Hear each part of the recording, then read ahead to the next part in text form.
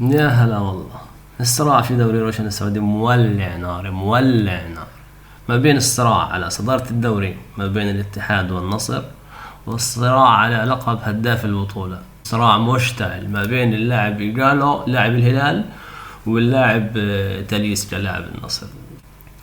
بالنسبة لصراع المركز الأول في البطولة، يتمثل في الاتحاد في المركز الأول برصيد 53 نقطة، النصر في المركز الثاني برصيد 52 نقطة، يليهما في المركز الثالث نادي الهلال 45 نقطة. أما صراع الهدافين يتمثل في 3 لاعبين سجل أهدافهم مولع نار. اللاعب الأول أودين إيجالو لاعب الهلال برصيد 16 هدف، سجل هدفين اليوم على نادي الفيحاء. أما في المركز الثاني أو بيشاركوا في نفس رصيد الأهداف هو اللاعب أندرسون تاليسكا لاعب النصر برضه 16 هدف وسجل هدفين اليوم على نادي العدالة. يليهما في المركز الثالث اللاعب عبد الرزاق حمد الله لاعب الاتحاد برصيد 15 هدف.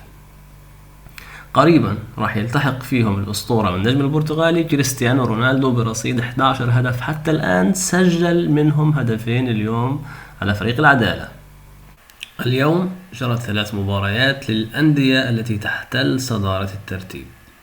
نتائج مباريات اليوم في الدوري السعودي كالتالي: الاتحاد يفوز على ضمك ب3 أهداف دون رد، النصر يفوز على العدالة ب5 أهداف دون رد، الهلال يفوز على الفيحاء ب2 دون رد.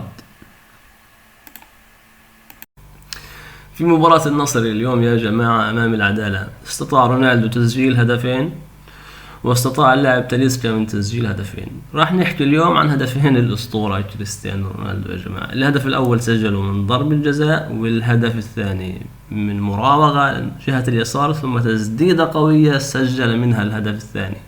كل التوفيق لنادي النصر، كل التوفيق للنجم البرتغالي كريستيانو رونالدو، تحياتي.